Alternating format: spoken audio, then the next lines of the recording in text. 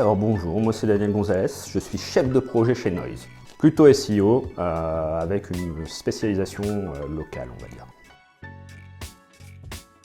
La fiche Google My Business se retrouve en fait soit en tapant le nom de l'entreprise, elle apparaît sur votre droite lors des résultats de recherche, soit elle apparaît via le local pack, donc au niveau juste en dessous des annonces AdWords. En fait, une fiche Google My Business, c'est une carte de visite numérique qui vous permet d'être placé sur Internet plus facilement, on va dire, que grâce à un travail SEO. C'est-à-dire que vous n'êtes pas obligé non plus d'avoir un site hyper optimisé pour être classé et visible.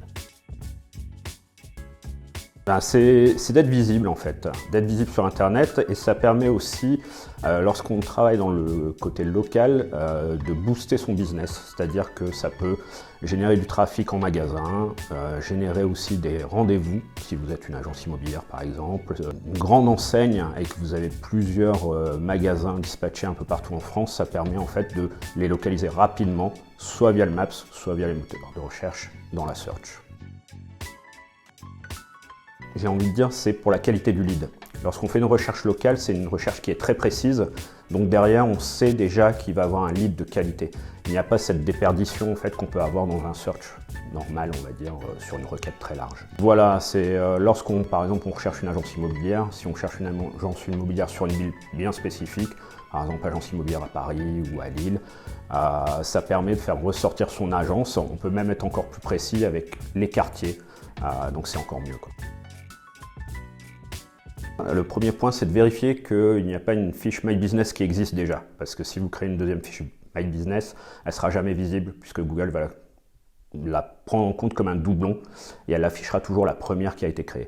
Une fois qu'on a récupéré la propriété, on commence à remplir toutes les infos demandées par Google, c'est-à-dire le nom de l'entreprise, le titre de la fiche, bien préciser l'activité, la description, les catégories, l'adresse, téléphone, site, les sous-catégories aussi. Et après, ne pas hésiter à mettre des annonces ou des actualités, puisqu'on peut mettre des posts en fait. Alors les sous-catégories, par exemple, on va reprendre l'exemple des agences immobilières, c'est que par exemple une agence immobilière qui fait de la vente peut faire aussi de la gestion immobilière, de la vente d'immobilier professionnel, ce genre de choses. Alors c'est important pour garder le contact avec l'internaute, pour montrer que la fiche est vivante aussi à Google. Maintenant, l'item vraiment important, on va dire que c'est les avis. C'est un point vraiment crucial puisque les internautes vont regarder, vont prendre en compte les avis, et c'est pour ça qu'il faut apprendre à répondre, que ce soit un bon avis ou un mauvais avis en fait. Il faut toujours répondre pour montrer qu'en fait on est réactif et pouvoir expliquer pourquoi ça n'a pas été, ou voilà, juste remercier pour un avis agréable. Il ne faut pas hésiter en fait à demander à ses clients de mettre un avis. Comme j'ai dit, bon ou mauvais, voilà, ça reste un avis, ça peut permettre à un potentiel client de se faire une idée. En fait, ça va plutôt être un impact e-réputation par rapport en termes de notoriété.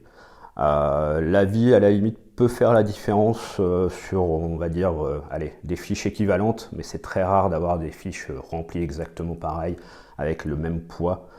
Donc on va dire que c'est plus ça a plus un poids pour le taux de clic, on va dire.